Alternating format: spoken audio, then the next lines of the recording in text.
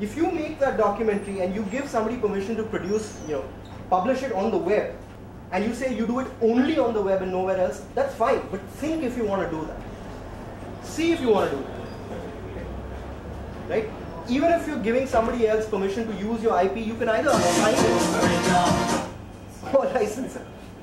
You can give it away forever and ever, or you can license away parts of it. You can either sell it completely or rent away parts of it. For an advertising copy. Do I have copyright to that also? If you made it for somebody else because they've commissioned you, then they own it. It's the same as any other form. See, here's the point. Like I said, it doesn't really make a difference whether you've got, let's say a 50-word concept for an ad or a 50,000-word novel. The law is not concerned with size. It's the unique concept which you put down in a certain form. Yeah, unless you register it, unless you sold it. Right? And here's the point. Remember what I said. It has to be a contract in writing. You're not somebody's employee. It's not a work made for hire. You can prove that you wrote it down and somebody else uses it. They can't turn around and say, oh, you know what, we talked about it. And it's fine. It's not. It has to be a written contract. So in case they use it, they don't take something. Yeah, absolutely. You can go and say, look, I put this down, I gave it to you on such and such a date, here's proof, that's it. That's the point. So here's the first thing you need to know. You have to sign a contract. Have to. These are the things that you should watch out for. Okay? Make sure there's a trail. Make sure you've got it written down when you gave it to them, and you can prove that. Make sure you can prove the date of when you did it. Just 1 second. And make sure that there's a written contract and you understand what it says. If you don't understand what it says, obviously go to a lawyer, but ask them these questions. How much time? Which area? What kind of use? Do I have my moral rights? At least know that. If it's a big guy or a small guy and how much you can negotiate, that depends. But know this. Even as an advertising copywriter, do I have a moral right? Absolutely. I work for a company. I created 2 characters, Ram or Shyam, for them. They are not doing anything out of it, but they've copyrighted it in like 2 years back. I come out, I make another character. I create another group of characters, very different from the Ram or Shyam I created. But the fun part is, I feel the name suits them too much, so I create Shyam and Ram. Is it a new copyright? If the characters are entirely different from the characters I created over there. See, using a name like Ram, Shyam, Raghu, Ravi, Shavai, that's fine. Right? Using names like Superman, Batman, Spider-Man obviously isn't. Right? Which brings you to a whole different set of things, which is, forget the story now, just the character. Okay, here's the real deal. Protecting a character in India is pretty tough. Just a character, especially if the character's got a name as generic as Ram or Shyam. Right? But if you have made a character and people know about it enough, it's popular, then you can start protecting that, then it's easier to do that. Okay. So if it's a unique name, that I can't use those unique names again. Yeah, but I mean, who's to say that you're sitting in a different city, I'm sitting in a different city, and both of us didn't think of just the name at the same time? But the thing possible. is, those characters were also developed by me only. The other characters, Ram or Shyam, were created by me only. Say Ram or Shyam, Kal-El and Zor-El. At that point, you didn't own a copyright in the names Ram or Shyam. Yeah. You never owned the copyright just in using the name Ram or Shyam. Right? Specifically in this context, I think that actually the work protects itself in many instances. Like say for instance, at least in some ways what you were saying, the deal is like a small kid with a family. Okay, there's Dennis the Menace, there's Calvin Holmes, there's about 1,000 characters that have been created. And all of them follow the same idea, right? That there's a family and their interactions is what is going to drive the whole script forward. All of them protect themselves. There's no chance that, and yet they're unique. And yet all of them work. That's the point. I mean, there is something which makes these characters unique. Yeah. Right? So if it's Ram with X superpower and somebody else does Ram with X superpower, yeah. Then you've got something here. But just a guy called Ram, sorry. Secondly, I also want to know, open source. What if I start writing my stories, publishing them online, and I start leaving them at a cliffhanger. As soon as I'm done with my unique setup, unique characters and unique storytelling up to a certain point, say maybe act 1, I leave that thing then and there only. Okay, if you want to know the entire story, I'm coming up with a comic book, I might come up with a movie, I might come up with anything.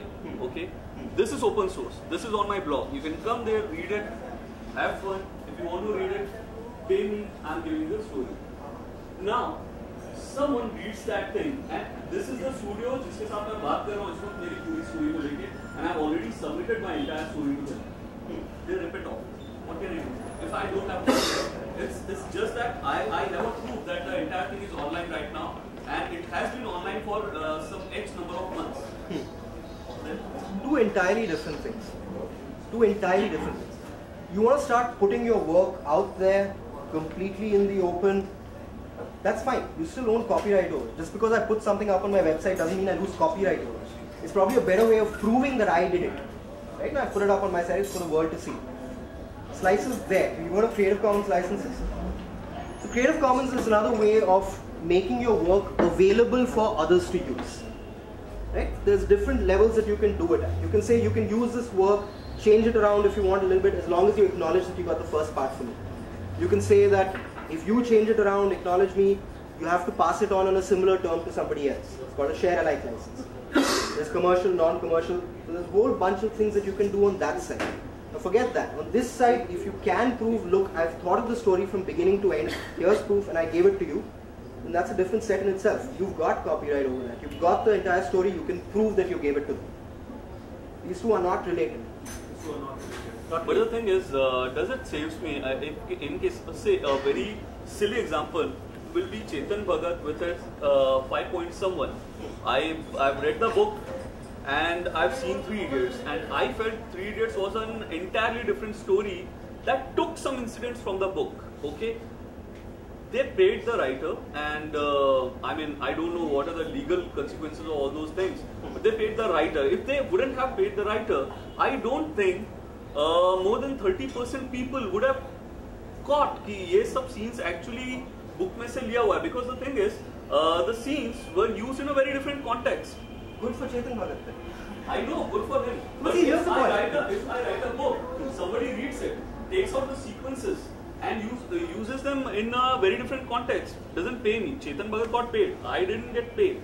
Then Go to them, show that this is my idea. If you can prove that this is so unique that you can entirely take it off, slight change in context isn't going to make that much of a difference. If the kernel of the story is the same, if the key points are the same, you can ask for money, you can do whatever you want. You can stop them from making the movie. That's the difference between the 3 Idiots and 5 Points. I'll come to that. The thing is, 3 Idiots was something else, and 5 Points Someone was something else. Okay, according to me, 3 Idiots took the entire concept to a new level where they started talking about education and all that. While this book doesn't really get into the core of the problems that the education system is facing and all that. But the thing is, these guys took, say, 3 or 4 very crucial scenes from the book, even though the context was changed. Like this guy jumps from the dean's office and tries to commit suicide. Is there in the book, but it's in a different context. Where here it's in a different context. You know, this guy can turn around and say, look, you know, 3 friends in college jumping out of Dean's window, core of the story. That's what the film's based around as well. That's enough. It's enough. That's enough, right? Yeah. So I'll bring up another problem that Mr. Surti is facing. I recently met him, actually. The thing is, he wrote a book in 1976 called 72 Saal Ka Bachcha. Okay, the book is about a 72-year-old coming to live with a family in a modern setup. This person is from village. He comes there, he screws their life like anything.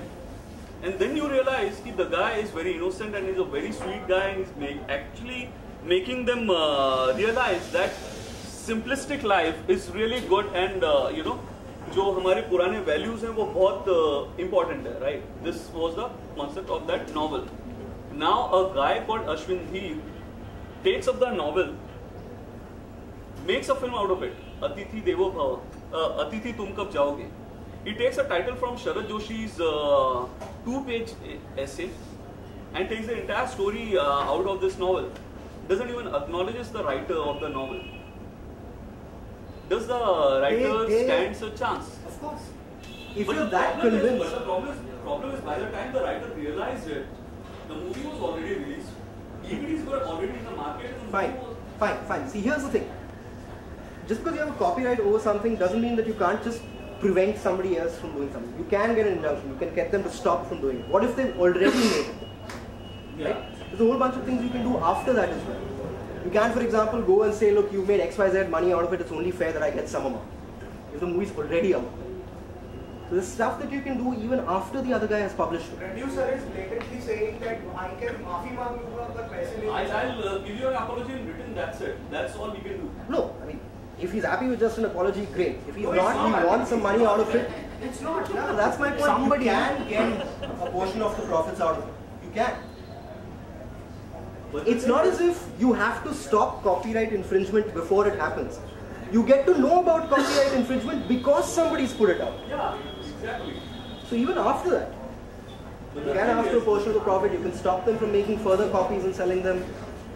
The thing is, I was there in the judiciary meeting that the Writers Association had, and वो jury में they are making Robin Hood sit as a jury member who is credited as a writer of the film. Now that's bizarre. The person who stole your idea is sitting as a judge, and he's saying ये इत्तेफाक है, and the second judge is saying कि ये बहुत बड़ा इत्तेफाक है अगर इत्तेफाक है तो. And people are laughing, and everybody laughs, have samosas and go back home. No, The here's man the is big standing part. alone over there. Here's the great part. They are not a court. It's an Right. industry body. It's not the final word. It's an industry body which most of the times hopefully will help to resolve disputes. But that's not the end of the word. You've got a position this bizarre, you can go and say, look, it's completely stupid to go back. It doesn't stop. Right? That You doesn't should give a- go to the court and fight this battle, even though the movies are out, the DVDs are out. I mean, the producers have nothing to lose right now. Their DVDs are out in the market. They've already sold the TV rights, and their movies out of the theaters. मतलब वो अपना run करके इनका Great, but they've made X amount of money out of it and you can claim a portion of that. Okay. And you can make sure that they can't down the line sell it to anybody else. Have they Okay. sold the TV rights? Have they sold the overseas TV rights? Have they sold the right to make a comic out of it? Done. All of it can be stopped. Okay. They didn't own it to begin with. They didn't own it to begin with at all. How much would it cost this author to fight a battle like this court case? See, it really depends on what kind of lawyer you go with. You know, how senior, how junior. It's completely flexible. What I can tell you is it can take time. It can take 4 years, 5 years, whatever. The other guy is really, really persistent about it. You can start appealing this, that, etc. Go through many, many hoops. Completely, because most of the time you're fighting giants who have extremely deep pockets. They can keep fighting the case forever. Yeah, and it's a pain in the ass because the other guy's got a much more expensive lawyer. Right? Which is why the smart thing to do is to start protecting at the very beginning. But this thing was protected. The example I gave you, the book is copyrighted in Mr. Surti's name. Secondly, out in print. I really don't understand this entire idea of paying, say, 20-30 lakhs to a lawyer, not paying, say, 15 lakhs to the writer who actually owns the right. Look, if he's convinced or if he's made, it's a simple thing. I can make X amount of money out of it. Why wouldn't I pay a percentage of that to a lawyer to fight for me? These are not absolute numbers. If he's made that much money, he doesn't mind paying this much to a lawyer. May sound like a huge sum, probably isn't. Not for him. Yeah, I know that. If he's not really inclined to spend that much money, you send him a legal notice, you start harassing him, maybe he turns around at that stage itself. You don't just wake up one morning and land up in court.